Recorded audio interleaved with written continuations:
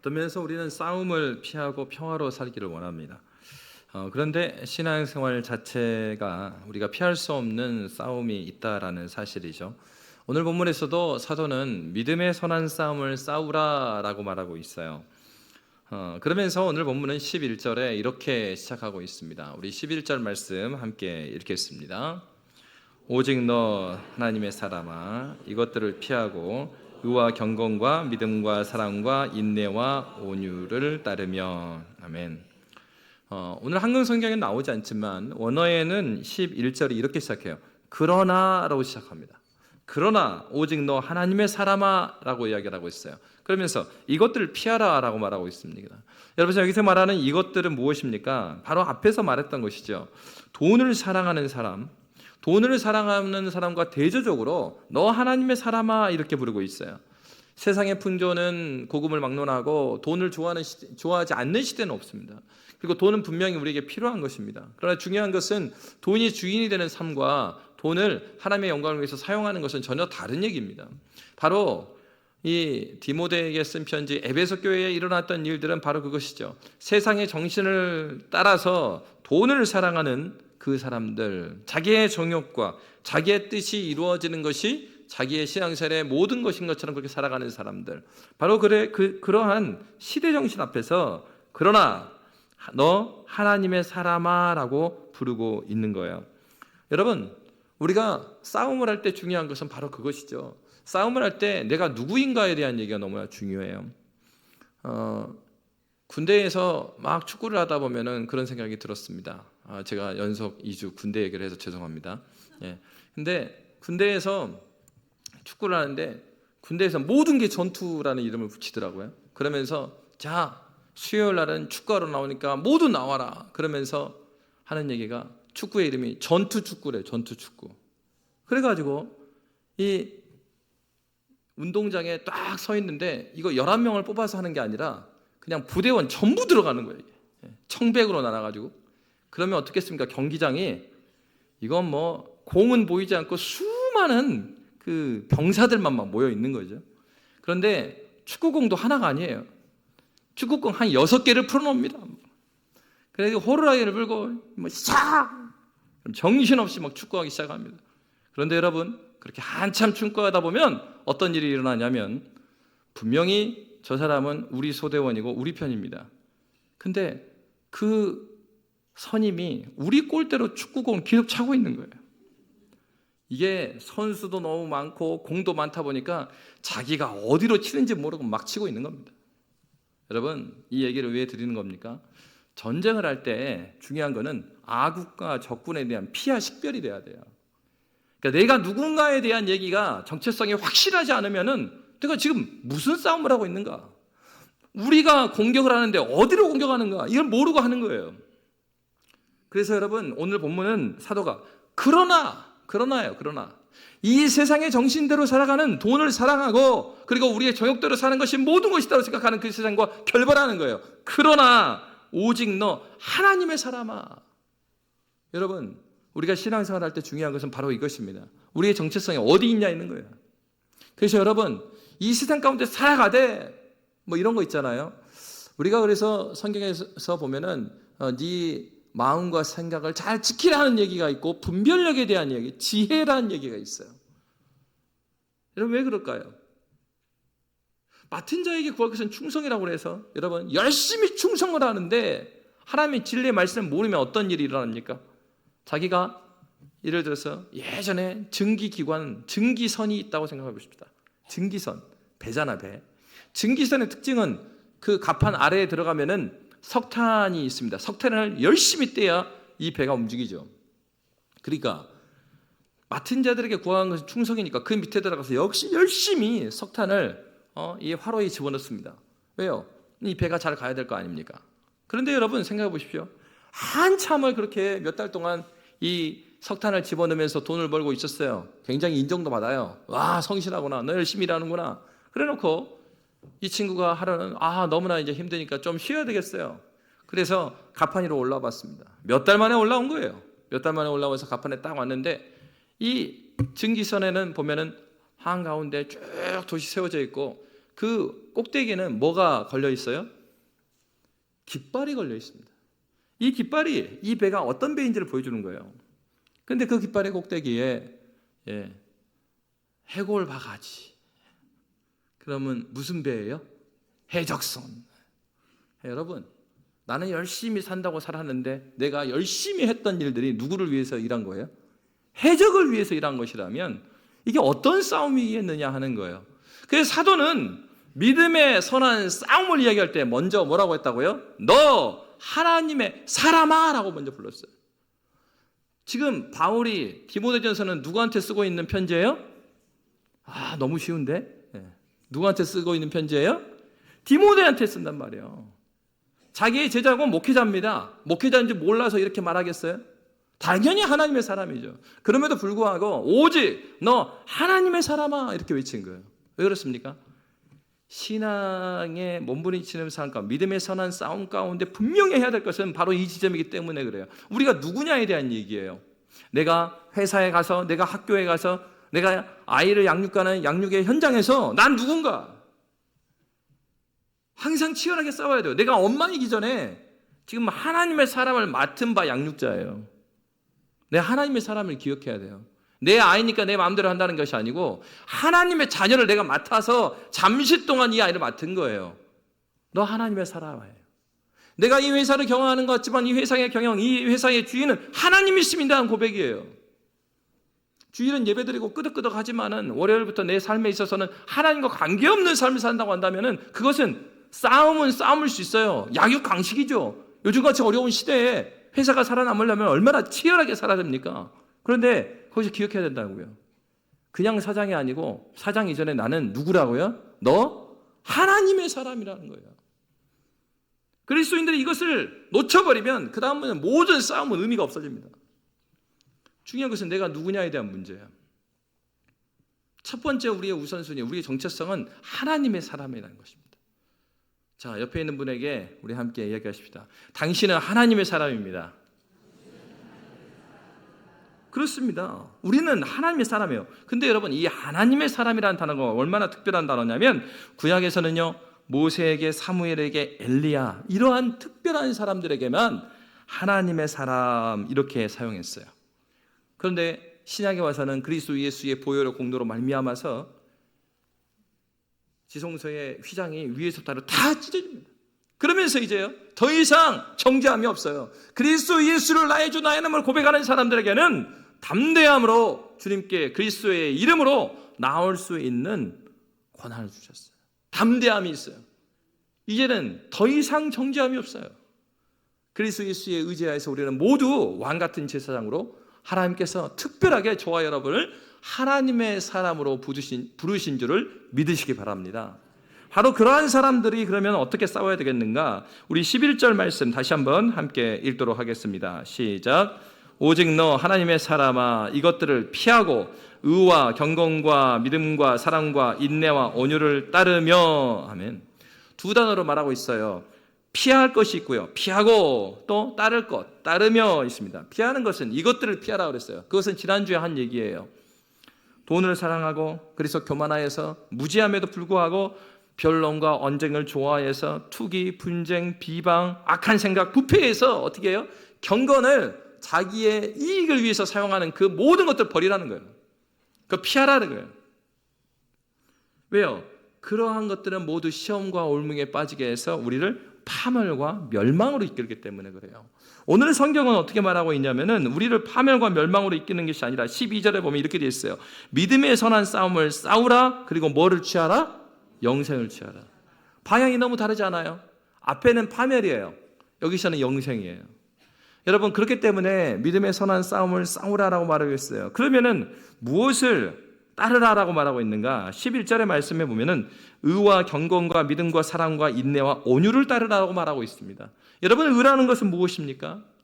의는요, 하나님 앞에서 바른 삶의 기준이 되는 것입니다. 여러분, 기준은 흔들리면 안 되죠. 기준이 흔들리면 모든 것이 흔들립니다. 제가 일부 예배 때 제가 찬양을 이상하게 불러갖고 모두 흔들렸어요. 신자 되기 원합니다. 저는 가사의 마음이 너무 와닿아서 신자 되기를 원했는데 제가 느림표를 어느 곳은 느렸다가 어느 곳은 안 느리고 불렀거든요. 일부 예배 때 난리도 아니었습니다. 모두가 찬양을 부르지만 굉장히 불안해졌어요. 기준이 재는 저나 찬양하셨던 집사님이나 모두 헤매면서, 그래도 은혜죠. 예배를 잘 마칠 수 있어서. 기준은 흔들리면 안 돼요. 신자 되기 원합니다 하면 느림표대로 다 하고, 감사하게 오늘 권사님이 잘 맞춰주셔가지고 일부 때 집사님은 굉장히 곤란하셨을 거예요. 전해주세요, 죄송하다고. 그러니까 기준은 그래요. 기준이 되는 것이 흔들리면 안 돼요. 오늘 본문에서 그래서 뭐라고 했어요? 따라야 될 첫 번째는 의를 이야기한 거예요. 하나님의 공의, 그리고 실패한 우리로 말미암아서 죄가 들어와서 불의한 우리를 그리스도 예수의 보혈로 의롭게 하셨어요. 그리스도의 의예요. 그러니까 그 그리스도의 의를 믿음으로 받은 자에게는 하나님께서 담대한 권세를 주셨단 말이에요. 흔들리지 않은 의가 우리 가운데 있어야 된단 말이에요. 하나님의 말씀이 의가 되시는, 기준이 되시는 하나님의 말씀은 흔들리면 안 돼요. 여러분, 이 의는 무엇입니까? 변하지 않는 진리입니다. 그렇기 때문에 신앙 고백서는요, 성경을 요약해서 우리가 믿는 바 하나님이 누구시고 하나님 앞에서 우리가 어떻게 살아야 될지를 쭉 설명해냈어요. 그런데 역사적으로 조국교회의 안타까움은 무엇이냐면, 조국교회가 이 말씀을 버렸어요. 교회 부흥을 위해서. 그래서 교회 성장하기라는 것이 신학교에 생기면서 어떻게 이야기하느냐, 교회가 성장하려면 고리타분한 교리를 버려야 된다. 그래서 교회의 문턱을 낮춰야 된다. 여러분, 조국교회와 전 세계에 있는 미국을 중심으로 하는 그런 복음주의 교회들이 20세기에 복음 전도에 열심을 내면서 했던 방식은 뭐냐면 교회의 문턱을 낮추는 것이었습니다. 그래서 어때요? 새가족이나 불신자가 듣기 좋은 말씀들을 가르치기 시작하고, 가르치는 것은 나중에 가르치는 것도 싫어하니까 가르치는 것을 다 던져버립니다. 그러니까 문턱을 낮추자 못해 누구한테 열어줬냐면 이단들한테 열어줘. 교회를 모두 환영합니다. 누가 들어와도 환영합니다. 그러니까 어떻게 해요? 이제 20세기 말에 오고 21세기에 와서는 이단들이 교회를 접수해서 막 데려가는 일들이 일어나게 된 거예요. 여러분, 우리가 오랫동안 신앙생활을 했다면요, 내가 진리의 말씀으로 굳건하게 무장이 돼 있어야 됩니다. 해도 되고 말아야 되는 일이 아니에요. 우리의 신앙의 선배들은 교회가 넘어지고 일어나는 일에 있어서 그리스도의 말씀, 그래서 어떻게 했습니까? 제네바에 있었던 깔뱅의 제네바 교회는요, 기록을 보면요, 매주 예배와 성찬이 있었어요. 그런데 그때마다 그 치리를 많이 당했어요. 누가요? 아빠들이. 이번 주에 예배 인도를 안 했으니까 다음 주에 수찬 정지, 성찬할 때 떡이랑 그 포도주를 못해요. 장로님들이 막 신방해가지고 당회 때 그거 논의하는 거예요. 아이고, 어떤 가정은 큰일 났다. 이게 이제 성주가 바뀌어갖고 카톨릭으로 가면은 카톨릭에 찬성할 것 같고, 그러면 어때요? 카톨릭에 찬성하면 그러지 끝나는 게 아니고, 그때는 카톨릭으로 가면은 신앙을 바로 고백한 사람 잡아서 다 죽였단 말이에요. 살고 죽느냐의 문제예요. 그러니까 어때요? 자녀들한테 정말 그 사느냐 죽느냐의 문제로 신앙을 가르쳤어요. 근데 그렇게 안 가르친 가정들은 그 다음 주에 치리받고 막 그래.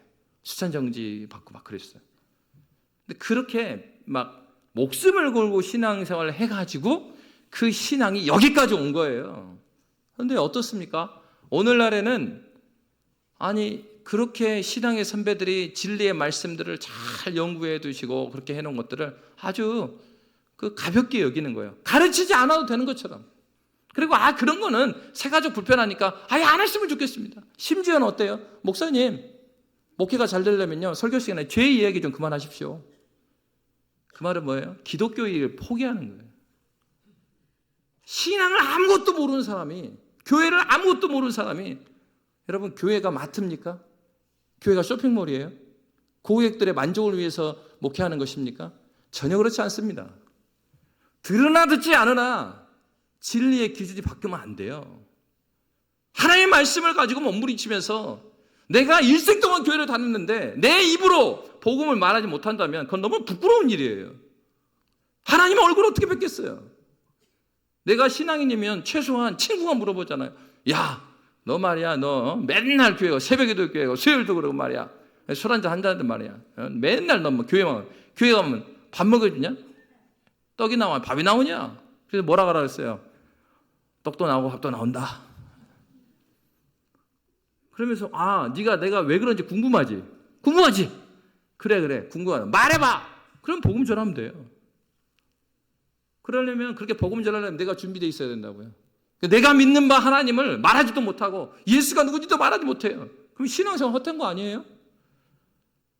여러분, 우리가 신앙생활을요 그냥 취미처럼 다니면 아무 일도 안 일어나요. 그 사도가 권면을 할 때 애타는 마음을 가지고 첫 번째 따라야 되는 것을 의라고 이야기한 거예요. 하나님께서 허락하신 주의 말씀, 성경에서 말하고 있는 하나님의 언약의 말씀이 무엇인가, 그것이 단단히 서 있을 때 목회자가 분별하고 성도들이 분별하고 그리고 구역장들이 분별할 수 있는 거예요. 어느 교회는 말씀에 철저히 훈련받은 교회는요 구역장인들 성도들이 이제 이단을 잡아내요. 어느 교회는 그런 기준이 없어. 모두 다 환영합니다라는 식으로. 여러분 그렇지 않습니다. 주님께서 우리 밖에 있는 주님을 알지 못하는 자들을 사랑하시는 건 맞는데 그들 안에 있는 죄까지 사랑하지 않으세요. 죄 문제 해결해야 되는 부분이고, 그리고 잘못된 다른 교훈에 대한 얘기. 디모데전에서 다루고 있는 게 뭐예요? 다른 교훈 아닙니까? 나에게 바른 교훈이 없으니 다른 교훈이 무엇인지 분별이 안 되는 거예요. 그래서 사도는 의에 대한 얘기를 한 거예요. 그러면 여러분, 하나님의 말씀을 잘 알고 하나님이 누구신지 알아요. 근데 아는 데 있어서 성경에서 안다라는 것은 머리로만 아는 것이 아니에요. 성경에서 안다라는 것은 머리로 알 뿐만 아니라 그 말씀이 자기의 가슴을 지나가고 자기의 삶의 순종의 현장까지 포함하는 거예요. 그러니까 오늘 성경에서 의와 이렇게 말한 다음에 경건을 이야기해요. 경건은 무엇입니까? 변하지 않는 우리의 삶의 목표가 기준이 되는 그 의를 향해서 몸부림치며 살려고 하는 삶의 자세가 경건이에요. 변하지 않는 기준이 있어야 돼요. 예수를 만나지 못하고는 이 기준이 없어요. 이 기준을 향해서 몸부리는 삶의 가운데 형성된 그리스도인의 삶의 자세, 삶의 습성, 이것이 경건이에요. 그것을 사람들은 느끼는 거예요. 야, 내가 봐도 너는 진짜 믿음 있는 사람이네? 라고 교회도 안 나온 사람 그 얘기를 해요. 사장님은 진짜 믿는 사람이네. 이렇게 말해요. 왜요? 그가 믿고 있는 바 진리의 내용을 몰라요. 그렇지만 그의 삶의 경건의 흔적이 자기에게도 보이는 거예요. 그렇기 때문에 그런 사람들은 어떻습니까? 오랫동안 믿음으로 살아내는 거죠. 경건의 훈련 가운데 그리스도 예수를 믿고 나아가는 거예요. 내 눈에, 네 눈에, 내 눈에, 우리의 눈에 아무 증거가 보이지 않는다 하더라도 그 사람이 나에게 굉장히 내가 이렇게 됐는데 나쁘게 됐음에도 불구하고 그거 상관없이 나는 하나님 앞에서 하나님의 사람아, 너 하나님의 사람, 나는 하나님의 사람으로 믿음으로 반응하는 거예요. 그게 그리스도인이에요. 여러분 어려운 지점은 그거 아닙니까? 이 세상의 논리는 give and take이에요. 내가 이만큼 줬으면 저 사람 나한테 줘야 되고 내가 이만큼 받았으면 저 사람 줘야 되는 게 세상의 인지상정이에요. 그런데 그리스도인의 삶은 어떻게 됩니까? 내가 그렇게 받지 않았음에도 불구하고 오히려 나에게 잘못 대함에도 불구하고 사랑으로 대하래요. 그것이 그리스도의 삶의 원리예요. 이렇게 사는 거 쉬운 얘기 아니죠. 그러니까 사도가 뭐라고 말하고 있어요? 의와 경건과 믿음을 따르라 이렇게 말해요. 그러면서 그 다음에 어떤 얘기를 하고 있는 것이에요? 자, 11절 말씀 다시 한번 띄워주면 의와 경건과 믿음과 그 다음에 뭐가 나와요? 사랑과 인내와 온유를 따르라고 말했어요. 왜 이 순서로 이야기할까요? 내가 의를 가지고 하나님 말씀대로 의를 따라가는 경건의 삶을 살아가고 그럼에도 불구하고 믿음으로 살려고 하지만 여기에서 문제되는 건 뭐냐면요, 그렇게 믿음으로 살아갈 때 내 마음이 사랑으로 충만하고 인내하고 온유 가운데 있어야 된다는 얘기예요. 왜 그렇습니까? 이렇게 살아가다 보면은 의와 경건과 믿음으로 따르며 살아가다 보면 억울한 마음이 생겨요. 아니 하나님, 내가 뭘 잘못했길래 저 사람한테 저런 대우 받아야 되고 내가 언제까지 이렇게 당하고 살아야 됩니까? 예수 믿는 사람은 당하고 사는 건가요? 그런 생각이 들 때마다 주님께서는 우리를 그리스도의 십자가 앞에 마주서게 해요. 너는 어떤 사람이냐? 오늘 본문에 뭐라고 말했어요? 그러나 오직 너 누구의 사람이야? 하나님의 사람아, 네가 그리스도 예수 앞에서 믿음을 가지고 갈 때에도 너는 하나님의 사람으로 불리는 사람이다. 그렇기 때문에 내가 너를 오래 참고 기다렸어. 내가 온유함으로 마땅히 너는 심판해서 죽여야 되는데 그 권리를 주님께서 가지고 계시잖아요. 그 권리를 가지고 계심에도 불구하고 내가 그 권리를 포기했다. 내가 너를 사랑하기 때문에 네 대신 독생하신 아드님을 십자가에 못 박아 죽지 않았느냐. 네가 지금 그렇게 말하는 건 네 권리라고 생각하는데 네 권리가 아니다. 너도 이미 죽었어야 되는 존재다. 너도 십자가 앞에서는 별 볼 일 없고 할 말이 없는 사람이야. 그런데 어떻게 너한테 그렇게 대한다고 해서 네가 그렇게 대하느냐. 복음의 원리는 우리에게 이 얘기를 하고 있는 거예요. 그러니까 여러분, 이 말씀에 직면에 설 때 우리는 쉬운 사람은 없습니다. 쉽지 않아요. 저만 해도 저에게 나쁘게 대한, 이렇게 설교를 하지만 여러분, 저에게 나쁘게 대하면 전 나빠집니다. 네. 물론 다시 회개합니다. 그게 사람이에요. 말씀대로 산다라는 것은 우리가 그냥 의와 경건과 믿음과 사랑과 인내와 온유를 따르며 이 말씀 듣기는 쉬워요. 근데 이대로 살아가는 건 쉬운 일이 아니에요. 바로 사도가 목회자인 디모데에게 그 얘기를 하는 거예요. 에베소 교회에 그 얘기를 하는 거예요. 인내가 없이 신앙이 성장하는 것은 없어요. 인내 없이 아무 일이 일어나지 않습니다. 존경하는 신앙의 선배 목사님이 그런 얘기를 하셨어요. 어떤 사역을 해나갈 때 최소한 이 사역을 했다라고 이야기하려면 찌끔찌끔 1년하고 2년하고 접고 또 2년하고 접고 1년하고 접고 이런 식으로 한 사람한테 무엇을 맡기겠냐. 이 사회에서 그런 사람을 직원으로 뽑지 않는데 하나님 나라의 일꾼으로 그런 사람을 왜 뽑을 이유가 뭐가 있느냐. 그러면서 그 목사님이 하는 얘기가 그거예요. 우리가 무슨 일을 하더라도 최소한 10년을 해야 되지 않겠느냐. 해외 아울렛을 나가도 이렇게 나가는 사람도 있어요. 올해는 이 나라 가고요. 내년에는 저 나라 가고요. 내년에는 또 저 나라 가고요. 가만히 보면 지금 여행 다니는 건지 선교지를 섬기러 가는 건지 구분이 안 되는 경우가 있어요. 여러분, 한 곳을 섬길 때 최소한 10년 동안 같이 동역하면서 거기에 무슨 일이 일어나는지를 볼 필요가 있어요. 제가 부모사로 섬겼던 그 교회에서도 해외 선교를 개척하고 10년 동안 한 번도 안 했습니다. 그냥 국내 농어촌 전도해가지고 진도로 계속 몇 명만 모여갖고 전도하고 다녔어요. 근데 뜨거워져갖고 한 10년이 됐습니다. 10년이 됐네. 개척하고 10년이 됐는데 이 성도들이 우리도 선교를 나갔으면 좋겠다.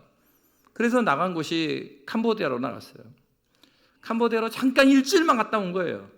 근데 굉장히 뜨거워졌어요, 집사님들이. 그래서 돌아와가지고 교회가 어디 있었냐면 그 신도시인데 교회는 돈이 없으니까 경공업 지역 공장을 리모델링해서 쓰고 있었거든요.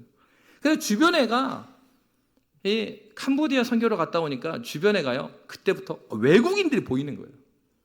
그러니까 집사님들이 막 뜨거워갖고 가갖고 외국인들 전도를 해갖고 왔습니다. 자기들은 이제 그 캄보디아 말인지 어디 말인지 구분 안 되니까 다 데리고 왔어요, 옆에 있는 분들을. 근데 그분들이 캄보디아 사람들이 아니고 태국 사람들이었어요. 근데 한국에 노동자로 와갖고 예배 드리면 뭐 먹을 것도 주고 뭣도 주고 그러니까 이분들이 이제 교회에 와 있는 겁니다. 그 당시에 목사님이 설교만 100분씩 했어요. 그러면 찬양하고 뭐하고 하면 예배 시간에 얼마나 들까요? 2시간 내지 2시간 반이요.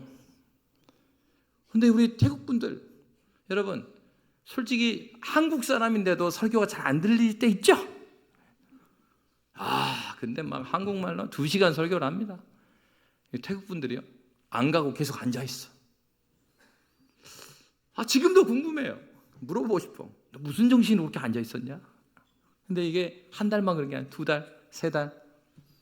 그러면서 나중에 교회가 이들을 안타깝게 여겼어요. 처음에는 한두 명인 줄 알았는데 자기들끼리 막 모아져요. 그래서 그 다음 해에 태국 예배를 만들었어요. 교육자가 없었어요. 교육자가 없는데 집사님들이 간절히 기도했어요. 근데 하나님께서 은혜 가운데서 누구를 보내주셨냐면 태국에 6년 동안 선교를 나갔다가 안식년으로 해서 신대원에 공부하러 들어와 있는 분이 사역지가 없었기 때문에 우리 교회에 예배드리러 나온 거예요. 그래가지고 목사님의 설교 가운데 무의도식하면 안 된다. 막 그러니까 양심에 찔려갖고 연말에 태국 팀에 가서 뭐 운전이라도 해야 되겠다. 태국 팀을 지원을 했어.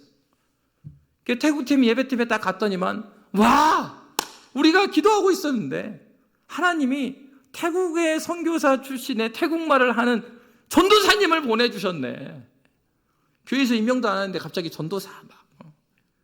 그러면서 태국 예배팀이 생겼어요. 기억하실지 모르겠습니다, 여러분. 그래서 그 목사님이 작년에 우리 교회 오셔서 말씀 전하셨어요. 안 놀라시죠? 예. 선교학교 때 외국인 선교에 대해서 쫙 하셨던. 여러분, 어떤 일입니까? 하나님께서 열매가 보이든 안 보이든 간에 하나님께서 주시는 그 마음을 따라서 인내하며, 그리고 여러분, 외국인 지체들이 우리 교회에 와갖고 예배드리면요 수많은 일이 발생합니다. 예. 우리 한국인이라고 생각하면 이해 못할 일도 엄청 많이 생겨요. 그러면 어떻겠어요? 아니, 우리 성도들 섬기기도 힘든데 외국인 섬기다가 시간도 돈도 에너지도 너무 많이 달아지고, 그러니까 어떤 얘기도 많이 있겠어요. 목사님, 그래 우리 한국 사람 섬겨 열심히 합시다. 접자는 얘기도 많았어요. 그럼에도 불구하고 수년 동안 섬겨가면서 마지막에 이 교회를 개척시켜주고, 그럴 때 거기에서 배출된 수많은 영혼들이 본국에 돌아가고 복음 전도자로 살아가요. 자기 일을 하면서. 하나님께서는 인내하면서 하나님의 사랑을 붙들고 믿음으로 그 길을 걸어가는 그 사람을 쓰시는 줄 믿으시기 바랍니다. 하나님께서 그 사람을 찾고 있어요. 그래서 사도는 이러한 싸움이죠. 믿음에 선한 싸움이에요. 그래서 12절에 이렇게 말하고 있어요. 우리 12절 말씀 함께 읽도록 하겠습니다. 믿음의 선한 싸움을 싸우라. 영생을 취하라. 이를 위하여 내가 부르심을 받았고 많은 증인 앞에서 선한 증언을 하였도다. 아멘. 왜 믿음의 선한 싸움을 싸워야 합니까? 이 세상은 죄로 말미암아 오염되지 않은 것이 없기 때문에 그래요. 죄라는 것은 우리가 적당히 생각해서 해결할 수 있는 영역 아니에요. 진리의 영역에 싸움하는 지점이 있어요. 많은 성도들이 싸움을 싫어하지만 진리에 있어서는 싸워야 돼요. 그래서 사도 바울은 골로새서 말씀에 이렇게 말하고 있어요. 골로새 1장 24절입니다. 함께 읽겠습니다. 나는 이제 너희를 위하여 받는 괴로움을 기뻐하고 그리스도의 남은 고난을 그의 몸된 교회를 위하여 내 육체에 채우노라. 아멘. 그리스도의 삶에는 반드시 고난이 있습니다. 여기서 말하는 고난은 그런 거 아니에요. 자기가 잘못돼서 욕먹는 거, 그런 거 말고. 예? 내가 운전 이상하게 해갖고 욕먹는 거, 그거는 자기가 욕먹으면 됩니다. 예? 근데 여기서 말하는 고난은 그런 고난이 아니에요. 그리스도 예수의 복음에 아까 말했던 의잖아요. 하나님의 그 의를 위해서 내가 살아가기 때문에 오는 고난이에요. 하나님의 의의 말씀을 경건한 삶과 믿음으로 말미암아 포기하지 않고 진리대로 살려고 하는 데서 오는 그런 고난이에요. 그런데 뭐라고 말하냐면 예수님께서는 제자도를 말씀하실 때 누구든지 나를 따라오려거든 자기를 부인하고 누구 십자가 지고 따라오래요? 누구 십자가요? 자기 십자가예요. 자기 십자가. 우리는 예수님의 십자가 못 집니다. 우리는 그럴 수 있는 존재가 아니에요. 근데 예수께서 제자들에게는 자기 십자가가 있대요. 여러분, 그리스도 때문에 내가 짊어져야 될 십자가예요. 예수 때문에. 우리 질문해 봐야 돼요. 내가 어려워하는 관계가 있을 수 있고 어려워하는 일이 있을 수 있어요. 그런데 그런 관계와 일 가운데서 나는 그리스도 때문에 오는 고난이 나에게 있는가? 물어봐야 합니다. 참된 신자는 믿음의 선한 싸움을 싸우는 자에게는 바로 그리스도 때문에 있는 고난이 있는 거예요. 그러니까 여러분, 근데 이렇게 되면은 어떤 질문이 던지냐면, 아니 하나님, 아니 그러면 너무 억울해요. 나 맨날 당하고 살아야 됩니까? 근데 여러분, 성경은 이렇게 말하고 있어요. 우리 12절 말씀 다시 한번 함께 읽겠습니다. 시작. 믿음의 선한 싸움을 싸우라. 그리고 뭘 취하라고요? 영생을 취하라. 아멘. 여러분, 여기서 말하는 영생은 이런 얘기가 아닙니다. 우리가 마지막 날 그리스도 예수께서 다시 오실 때 죽고 나서 얻는 영생이 아니에요. 여기서 말하는 것은 성경에서 말하는 영생, 영원한 생명. 여러분은 영원한 생명을 여러분 가운데 가지고 있으십니까? 아유, 답이 없어요. 여러분 예수님 믿어요? 그래요. 예수께서 영원한 생명이 되시는 거예요. 복음에서 말하는 영생이라는 것은 죽고 가신 나라가 아니에요. 영원한 새하늘과 새 땅에서 만나게 되는 하나님 나라의 영광과 부활의 영광을 우리가 경험할 거예요. 그런데 중요한 것은 그것은 역사의 마지막에만 경험하는 것이 아니란 말이에요. 그리스도 예수로 말미암아. 여러분 예수님은 이런 면에서 제가 지은 겁니다. 신학교에서 배운 게 아니고. 그래서 이거는 잊으셔도 돼요. 예수님은 타임머신이에요. 이런 면에서. 마지막 때에 우리가 경험해야 될 부활의 그 영광을 시간과 공간을 넘어서서 누구를 통해서? 예수를 통해서 저와 여러분이 여기에서 지금 경험하고 누릴 수 있다는 거예요. 하나님 나라의 영광이라는 건 저 나중의 얘기가 아니에요. 지금에 대한 얘기예요. 여기에 대한 얘기예요. 그럼 우리가 그거 믿음의 선한 싸움을 싸우고 계시다면 우리는 점검해 봐야 돼요. 나는 영원한 생명을 누리고 있는가? 물어봐야 돼요. 세상의 언어로 물어보면 나는 예수 때문에 행복한가? 난 예수로 충만한가? 그걸 묻고 있는 거예요. 믿음의 선한 싸움을 싸우라. 영생을 취하라. 주님께서 허락하신 생명은 멀리에서 그런 일이 작동하는 게 아니고 내 안에서부터 지금 여기에서 이미 시작되었습니다. 그래야 여러분, 저와 여러분이 이 충만한 예수의 생명으로 말미암아서 오늘을 살아내는 믿음의 성도, 믿음의 교회 되시기를 주의 이름으로 축복합니다. 기도하겠습니다. 살아계신